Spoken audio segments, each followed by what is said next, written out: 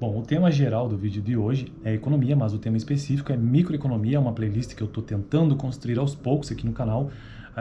Toda quarta-feira eu tento lançar um vídeo esta playlist é baseada em qual livro? Neste aqui, os conteúdos, né? Microeconomia, Princípios Básicos do Varian, o link dele está na descrição caso você tenha interesse. Este foi um dos livros que a professora utilizou e que eu também utilizei, né? Na disciplina de microeconomia na Faculdade de Economia. Bom, eu já gravei alguns vídeos, né? Já estamos no capítulo 1, que trata do mercado, e hoje eu quero tratar sobre o monopolista comum, que é um tema aqui do livro. Isto porque no vídeo anterior eu tratei sobre o monopolista discriminador. E antes mesmo de avançar nisso, lembrando que a playlist é de microeconomia, e o que é basicamente essa microeconomia? Aqui no livro você tem que entender no microeconomia com o tempo, ele não traz assim num texto, numa única sentença, qual que é o significado. Então, eu vou recorrer ao Mankiw para ficar mais fácil no seu entendimento do que seja a microeconomia. Microeconomia é o estudo de como as famílias e as empresas tomam decisões e de como interagem nos mercados. Então, a microeconomia envolve esses agentes apenas, né? As empresas e as famílias, e como elas interagem nos mercados.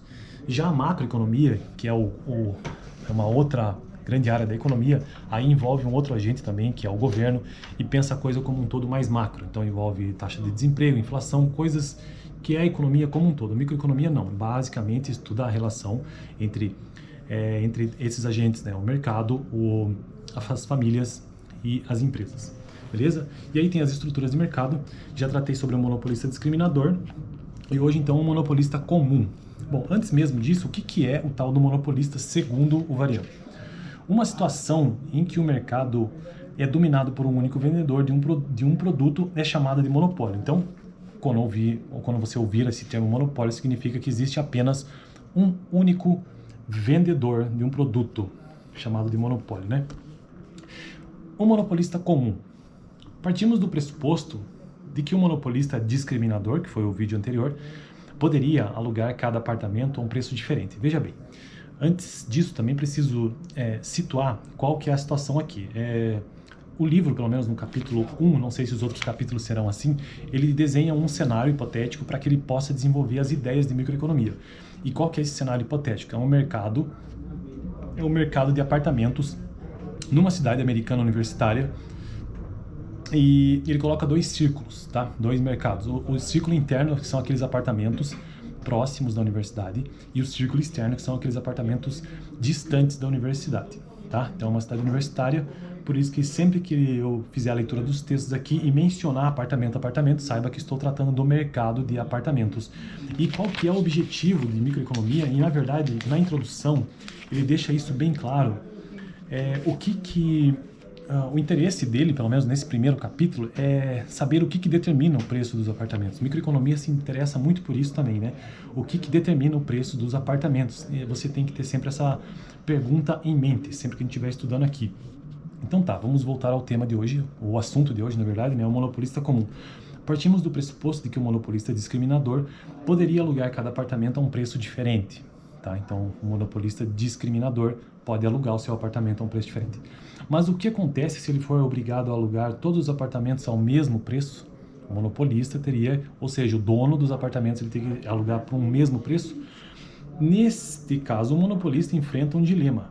Se escolher um preço baixo, alugará mais apartamentos. Neste caso, o monopolista enfrenta um dilema. Se ele escolher um preço baixo, alugará mais apartamentos, mas poderá acabar por obter menos dinheiro do que ganharia se fixasse um preço maior. Só revisando de novo, né, que nós estamos falando aqui do monopolista comum. Já o monopolista comum, o discriminador do vídeo anterior, é aquele que pode alugar, ou nesse caso que alugar, né, cada apartamento a um preço diferente. Então ele faz a discriminação de preços, ele escolhe por qual preço ele pode ir aqui. Neste caso, a gente está colocando em que ele tem que ser obrigado a alugar pelo mesmo preço, tá bom? Então, neste caso, o monopolista enfrenta um dilema. Se escolher um preço baixo, alugará mais apartamentos. Se ele abaixar o preço, aluga mais. Mas poderá acabar por obter menos dinheiro do que ganharia se fixasse um preço maior. E agora, no livro, ele vai utilizar um gráfico, né, para tentar explicar um pouco melhor.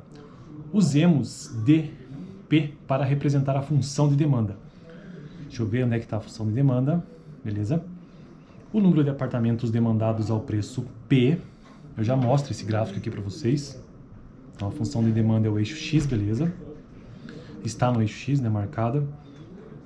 Preço P no eixo Y.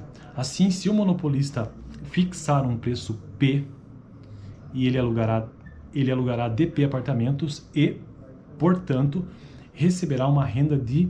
Cadê? P, D e P, né? A renda que o monopolista recebe pode ser concebida como a área de um quadrilátero. A altura do quadrilátero é o preço P e a sua largura o número de apartamentos, DP.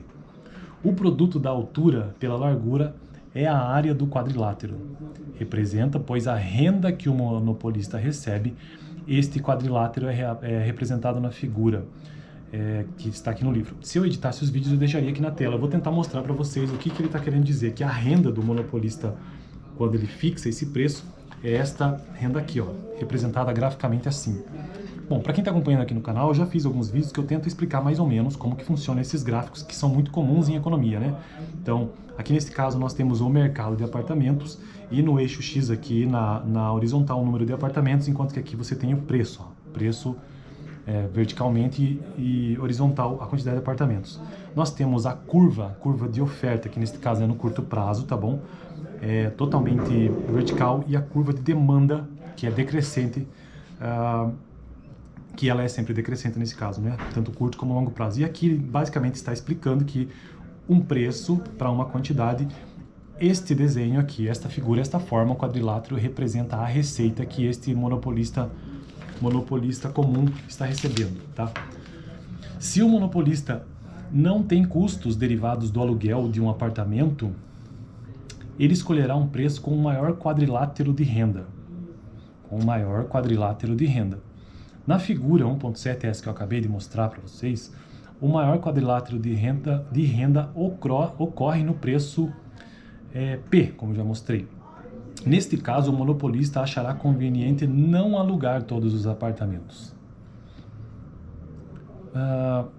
Com efeito, essa será uma decisão normal do monopolista, que desejará restringir a oferta do produto para maximizar os seus lucros. Isso significa que o monopolista, em geral, desejará cobrar um preço maior que o preço de equilíbrio do mercado competitivo. No caso do monopolista comum, menos apartamentos serão alugados e por cada apartamento alugado será cobrado um preço maior que no mercado competitivo. Então tá, essa é a ideia, né? Aqui no gráfico a gente percebe isso, porque o preço de um monopolista realmente ele é maior, graficamente a gente percebe isso, porque ele está buscando a maior receita possível, e a maior receita possível é onde ele consegue graficamente compor esse maior quadrilátero, né? E o maior quadrilátero possível é neste exato ponto aqui. Não é nem aqui, tá? E nem aqui. Sendo que o ponto de equilíbrio, ou seja, o melhor, pensando no mercado competitivo, a melhor condição possível entre oferta e demanda é onde ocorre o encontro das duas curvas de oferta e demanda. Então seria aqui. E veja que este preço, ele é inferior ao preço do monopolista. Então por isso que graficamente a gente entende que neste gráfico aqui, estou mostrando isso graficamente, a gente entende que o preço do monopolista realmente ele é maior por conta da quantidade que ele de forma que ele quis assim, né? Tomou essa decisão, ele vai dispor de menos quantidade. Ele tem essa capacidade de oferta aqui, mas olha a quantidade que ele dispõe. E à medida que ele diminui a oferta, então o preço sobe, o preço cresce muito acima do equilíbrio. Por isso que o monopólio, de modo geral, nesse caso o monopolista comum, é bastante prejudicial ao mercado competitivo. Para ele não, é muito vantajoso, afinal de contas, né? Mas para quem consome isso é muito prejudicial. No caso do monopolista comum, menos apartamentos serão alugados e por cada apartamento alugado será cobrado um preço maior do que no mercado competitivo. Esta é a conclusão, né? Esse é o vídeo de hoje. Eu quero só ver qual que é a descrição que ele traz aqui para esse gráfico. O quadrilátero da receita. A receita obtida pelo monopolista é exatamente o preço vezes a quantidade. Sim, isso já entendemos, né? O que pode ser interpretado como a área desse quadrilátero. Beleza, é coisa que eu já expliquei aqui no vídeo, né? No próximo vídeo eu quero tratar sobre o controle de aluguéis. que nada mais é do que o controle do mercado em si, já que o mercado é um mercado de aluguéis. Beleza? Conforme eu vou avançando nos vídeos, microeconomia é um assunto difícil, na faculdade é a disciplina, ou se não é a mais, mas é uma das mais difíceis do curso, então eu tenho que ir avançando aos poucos, porque na mesma medida que eu estou gravando aqui para o canal, eu também estou procurando aprender, estou compartilhando esse conhecimento ao mesmo tempo que eu também tento revisar e aprender. Eu não estou aqui como professor, até porque eu nem sou, mas como alguém que está tentando também puxar esses assuntos e mesmo tentar aprender eles um pouco melhor, de acordo com o melhor autor para isso, que é o Varian, e é um dos mais complexos, tá? Então, os conceitos, aos poucos, eles vão surgindo e sendo revisados conforme a gente avança no livro. Então, o monopolista discriminador é aquele, apesar de não ter ficado bem claro no vídeo anterior, mas o monopolista discriminador é aquele que pode escolher, né, e vender a um preço diferente. Então, um preço diferente para cada um dos demandantes. Enquanto que o monopolista comum é aquele que vai colocar o menor preço possível, o maior preço possível, a fim de aumentar a receita, o maior preço possível. Eu fico por aqui, valeu!